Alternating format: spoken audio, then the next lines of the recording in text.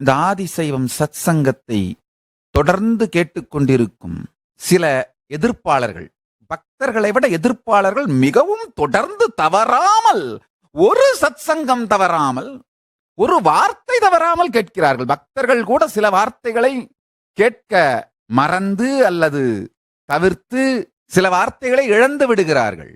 ஆனால் சமூக வலைதளத்திலே ஏன் பிரபஞ்சவியலை பற்றி நித்யானந்தர் கதையளந்து கொண்டிருக்கின்றார் என்று கேள்வி கேட்கின்றார்கள். ஆழ்ந்து புரிந்து கொள்ளுங்கள்.